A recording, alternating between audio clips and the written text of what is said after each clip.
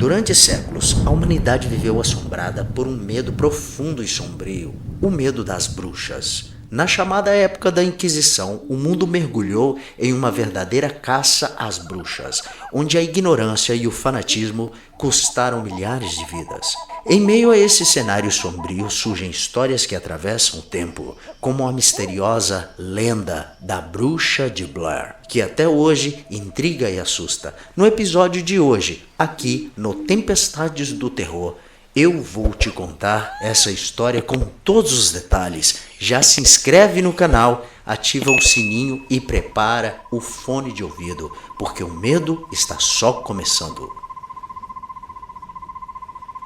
Poucos conhecem o nome original de Burkittsville, um vilarejo pacato do interior de Maryland, nos Estados Unidos, que carrega um passado enterrado sob as raízes sombrias da floresta de Black Hills. Antes de se chamar assim, aquele lugar atendia por um nome que o tempo tentou apagar, Blair. E foi lá, no século XVIII, que nasceu a mais antiga e terrível maldição daquela região. Uma mulher que para alguns nunca morreu, para outros nunca foi humana. Seu nome era Ellie Kedward. Dizem que ela foi acusada de praticar bruxaria, amaldiçoar crianças, invocar forças que ninguém compreendia. E o castigo veio rápido. Os moradores de Blair não deram ouvidos. Com olhos flamejantes de medo, a arrastaram para as profundezas do bosque. Amarraram seus braços e pernas numa carroça antiga, cobriram seus olhos e entalharam em seus pés os símbolos dos 4 elementos: fogo, água, terra e ar, na esperança de que isso destruísse seu espírito para sempre. Mas o que eles não sabiam era que ali não era o fim, era o começo. As noites começaram a mudar depois disso. Vozes sussurravam entre as árvores. Crianças acordavam chorando no meio da madrugada, dizendo ter visto uma mulher flutuando no quarto. E assim, o nome de Ellie Kedward se tornou um sussurro proibido. Mas sua origem era ainda mais aterrorizante do que qualquer um poderia imaginar. Ellie nasceu na Irlanda, filha de um galês e de uma irlandesa. Desde o seu primeiro suspiro, o mundo parecia conspirar contra ela. Sua mãe morreu no parto, deixando a menina aos cuidados de um pai amargurado e sem rumo. Em 1739, a grande geada devastou os campos, dizimou plantações e mergulhou a população numa fome desesperada. Foi nesse cenário cruel que o pai de Ellie foi capturado durante uma revolta, torturado até a beira da morte. Tudo diante dos olhos da própria filha. Naquela noite gelada, com apenas 10 anos de idade, Ellie assistiu a alma do pai ser esmagada pela brutalidade humana.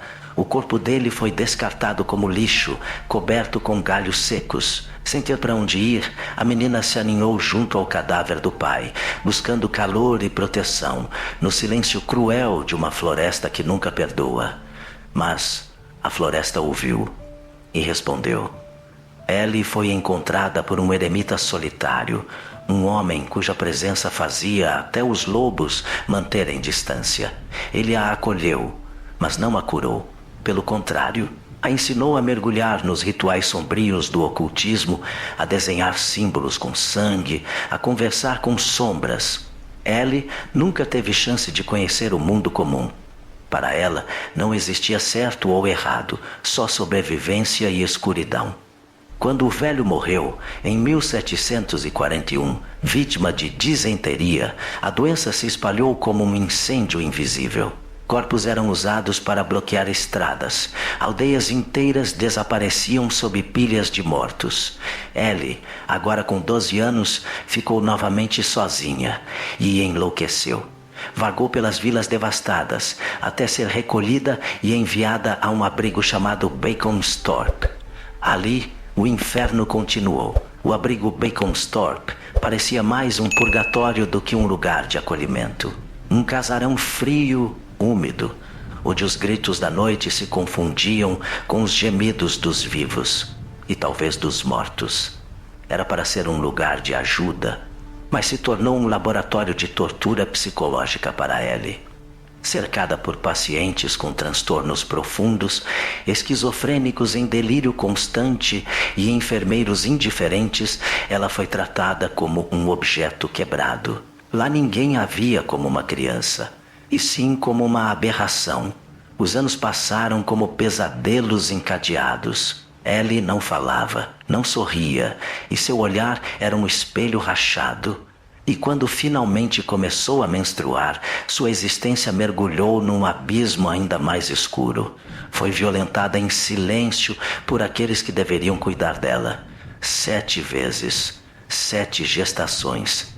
Nenhuma vida vingou. O corpo dela, enfraquecido por traumas e negligência, rejeitava os fetos.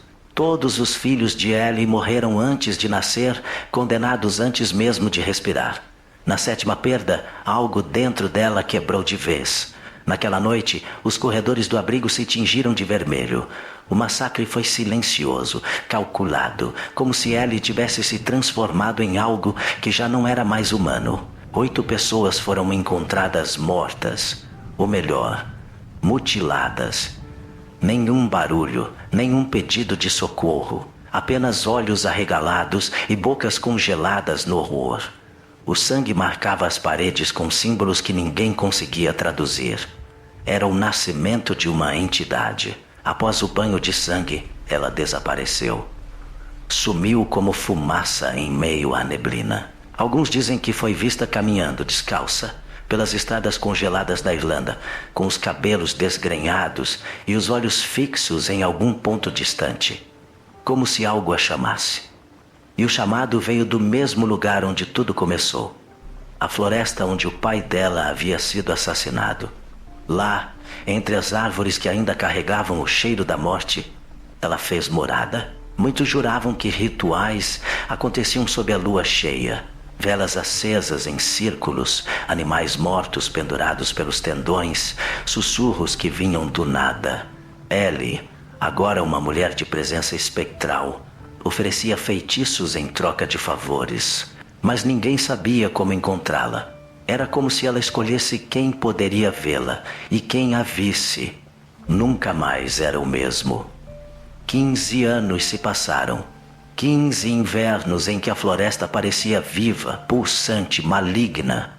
Até que em 1769, uma nova oportunidade se apresentou. Ellie roubou documentos, dinheiro e embarcou para uma terra distante, onde ninguém a conhecia, os Estados Unidos. Mais precisamente, para um pequeno vilarejo chamado Blair. A velha bruxa cruzava o oceano. O navio chegou à costa americana sob um céu opaco, como se até o firmamento sentisse o peso do que estava sendo trazido. Ellie Kedward pisou em solo americano no verão de 1769, com um novo nome, novos papéis e a mesma alma envenenada de sempre. Blair parecia perfeita, pequena, isolada, rodeada por florestas espessas e trilhas quase inexploradas. Um lugar onde segredos poderiam florescer e ninguém questionaria uma mulher solitária. Ela se instalou discretamente, morando afastada da comunidade, numa casa simples nas bordas da floresta de Black Hills. Nos primeiros meses, manteve-se invisível, mas, como sempre, a escuridão logo voltaria a se manifestar. Em uma tarde cinzenta, crianças do vilarejo correram apavoradas até suas casas. Contaram aos pais que uma mulher estranha, de voz rouca e mãos geladas, havia convidado cada um para entrar em sua casa. Lá dentro, com uma agulha enferrujada, colheu uma gota do sangue de cada criança. Não houve gritos, não houve dor, mas o medo que tomava conta delas, esse era profundo, incontrolável, instintivo. A notícia se espalhou como pólvora. O povoado já vivia sob o terror de antigas superstições e aquela história caiu como maldição. A mulher nova, aquela que ninguém sabia de onde viera, que morava tão perto do bosque e nunca ia à igreja, só podia ser uma bruxa. Eli tentou explicar. Disse que investigava uma doença misteriosa, que aquele sangue era para criar um remédio, uma cura, mas suas palavras caíram em ouvidos surdos. Para o povo de Blair, aquilo era bruxaria, pura e simples, e não iriam permitir que o mal tomasse conta da cidade. Naquela mesma noite, homens armados invadiram sua casa. Não houve julgamento, não houve compaixão. Seus pulsos e tornozelos foram amarrados com cordas de couro, seus olhos vendados com tecido embebido em sal. Foi arrastada como um animal sacrificial até as entranhas do bosque de Black Hills. Lá, entalharam símbolos arcanos em sua pele, símbolos que acreditavam serem capazes de banir o mal para sempre. E então, penduraram seu corpo em uma árvore, mas Ellie não morria. Por dias, seu corpo balançava ao vento, e dia após dia, os moradores voltavam ao bosque. E ela ainda estava viva, fraca, imóvel, com a carne gelada, mas viva. Um medo ancestral tomou conta do vilarejo. Eles estavam lidando com algo que não podiam controlar, algo que jamais deveria ter sido provocado. Resolveram deixá-la lá, até que a floresta fizesse seu trabalho. O inverno veio forte, cobrindo tudo de gelo e silêncio. Quando a primavera chegou, seu corpo já não estava mais ali. Não havia ossos, não havia vestígios, apenas pegadas, voltadas para dentro do bosque. Foi nesse dia que Blair morreu pela primeira vez. O tempo passou, mas a floresta não esqueceu. O nome de Ellie Kedward se tornou maldito. Ninguém mais ousava pronunciá-lo em voz alta. Até mesmo os mais céticos evitavam comentar sobre o que havia acontecido. Mas como enterrar algo que não morreu? Como silenciar um espírito que foi forjado na dor, moldado na tortura e alimentado pelo abandono? Em 1786, quase 20 anos após a execução pública da suposta bruxa, Blair começou a sangrar em silêncio. Tudo começou com o sumiço de crianças, primeiro uma, depois outra. Sempre as mesmas famílias que no passado haviam incitado o povo contra Ellie. Os desaparecimentos vinham com o ciclo da lua, uma criança por mês, como se um tributo fosse cobrado pela floresta.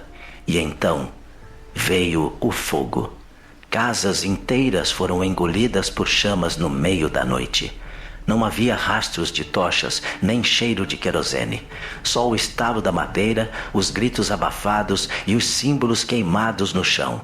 Famílias inteiras começaram a desaparecer, algumas afogadas em riachos rasos, outras sumidas sem deixar sequer um fio de cabelo. As autoridades da época não sabiam o que relatar. Não havia explicação, só havia medo. Foi nesse ponto que a cidade de Blair entrou em colapso. Em desespero absoluto, os sobreviventes abandonaram suas casas, deixaram seus bens e partiram sem olhar para trás. Alguns juraram nunca mais mencionar o nome de Kedward. Outros tentaram alertar outros vilarejos sobre o que habitava na floresta, mas ninguém acreditou. Blair virou uma terra esquecida, uma ferida aberta no mapa de Maryland, um lugar onde o silêncio era mais alto que qualquer clamor. Décadas depois, em 1809, surgiu um livro, O Culto à Bruxa de Blair. Ninguém sabia quem o escreveu. A obra apareceu de forma misteriosa em uma estante do Museu Estadual em Baltimore. Era a única cópia existente, páginas velhas com desenhos macabros, anotações sobre rituais e relatos de manifestações demoníacas. Tudo escrito à mão, tudo sobre ela, Ellie Kedward. Os poucos que ousaram ler o manuscrito inteiro diziam ter pesadelos por semanas, sonhos com árvores que choravam sangue, olhos nas sombras, vozes que sussurravam segredos antigos. O livro parecia ter vida e parecia querer ser lido. Em 1820, como se os homens nunca aprendessem com os erros do passado, um empresário comprou a área abandonada de Blair, reconstruiu as casas, renomeou as ruas e decretou um novo nascimento para o vilarejo. A partir daquele momento, Blair deixava de existir. Nascia Burkittsville, mas mudar o nome nunca muda a maldição. Durante alguns anos, Burkittsville viveu um silêncio forçado. As ruas foram renomeadas, As casas reconstruídas, os antigos registros apagados. A nova geração cresceu ouvindo apenas sussurros sobre coisas que não se comentam, nomes que não se dizem e lugares onde não se pisa depois do pôr do sol. Mas o mal não tem prazo de validade. Em 1828, o véu de segurança da cidade se rasgou com o desaparecimento de uma menina chamada Eileen Tricol. Ela brincava com outras crianças perto de um riacho tranquilo que cortava a borda do vilarejo. Nada de estranho naquele dia, até que uma das crianças gritou. Disseram que uma mão branca, fria como gelo, havia saído da água e puxado Eileen para baixo com força sobre-humana. O riacho era raso, não havia correnteza, não havia profundidade, e mesmo assim, o corpo da garota nunca foi encontrado. A busca durou dias. Cães farejadores, homens com varas longas, moradores com lamparinas em punho. Nada. Até que próximo à margem, alguém encontrou algo que arrepiou até os mais descrentes. Pedaços de madeira entrelaçados, formando símbolos estranhos, como uma linguagem esquecida. Era o chamado trânsito fluve, um alfabeto oculto, ancestral, que parecia ter sido esculpido com unhas, não com lâminas. Era como se o riacho fosse um portal, e Eileen, a oferenda. Décadas mais tarde, em 1886, outro grito se ergueria da floresta. Robin Weaver, uma menina de apenas 8 anos, desapareceu em plena luz do dia na mesma direção, a floresta de Black Hills. Seus pais entraram em desespero. Um grupo de busca foi enviado imediatamente, mas nenhuma trilha foi localizada. Até que, ao anoitecer, Robin voltou, solitária, suja, calada. Ela contou aos pais que encontrou uma mulher dentro da floresta. Uma mulher que não tocava o chão ao caminhar. Disse que foi levada até uma velha cabana de madeira isolada entre as árvores. A mulher a colocou no porão e prometeu que voltaria logo. Mas o tempo passou, e passou. O medo cresceu. Robin, então, conseguiu escapar por uma pequena janela e correu de volta até sua casa. Enquanto isso, o grupo de busca original, 6 homens, havia desaparecido. Outro grupo foi enviado para resgatá-los, mas o que encontraram foi uma cena arrancada de um pesadelo primitivo. Os corpos estavam nus, atados com cordas rústicas, dispostos em círculo. Seus rostos estavam marcados com símbolos cortados à faca, mãos e pés mutilados, olhos arrancados. Estavam vivos quando a tortura começou, mas quando voltaram com reforços, os corpos haviam sumido. Nada restava, nem o cheiro do sangue. Robin Weaver sobreviveu até a meia-idade, mas nunca mais pisou na floresta. Quando alguém a questionava sobre o que viu, ela apenas baixava os olhos e dizia: "Eu esqueci." Mas seu rosto, sempre que se lembrava da mulher flutuante, se tornava pálido como neve. Décadas se passaram. O tempo, como sempre, tentou enterrar o medo com as páginas da história. Mas em Burkittsville, nada realmente se perde. A floresta observa, aguarda, sussurra para quem estiver disposto ou amaldiçoado a ouvir.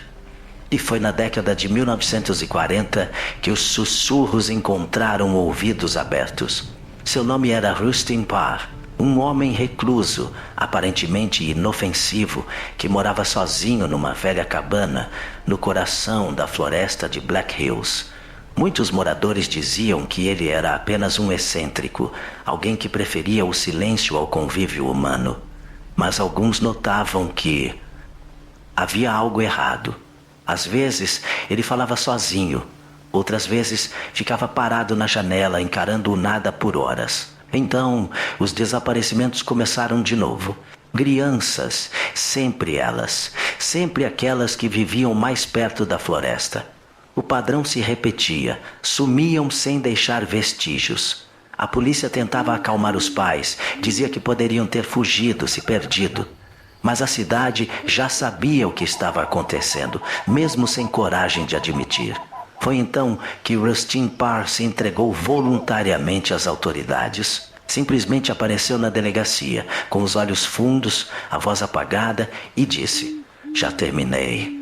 Agora posso descansar." As investigações revelaram o horror. Dentro da cabana, enterrados sobre o chão e escondidos nas paredes, estavam os corpos de 7 crianças, dispostos em silêncio, como se estivessem dormindo.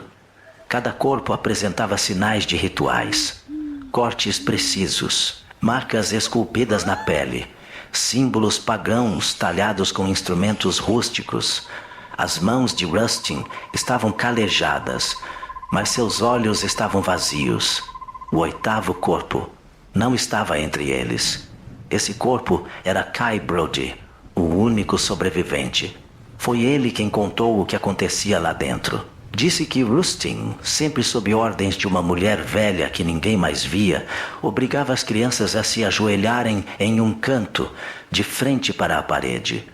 Eles não podiam olhar. Nunca. Quem olhava era o próximo. A cada vez que a mulher falava com Rustin, uma voz doce, antiga, quase maternal, ele escolhia uma nova vítima. E quando matou a 7ª criança, a voz disse: "Basta." Durante o julgamento, Rustin não tentou se defender. Repetia apenas uma frase como um disco arranhado: "Ela me libertou, eu fiz o que ela mandou, agora posso descansar." Foi condenado à morte. Mas antes da execução, um padre que o visitava disse que o homem parecia feliz, como se a dor que carregava tivesse sido arrancada junto com sua alma. E a floresta? Ela ficou em silêncio. Só por um tempo. O tempo, mais uma vez, tentou sepultar o horror. Mas a floresta nunca dorme. E no final do século XX, ela voltou a chamar por sangue.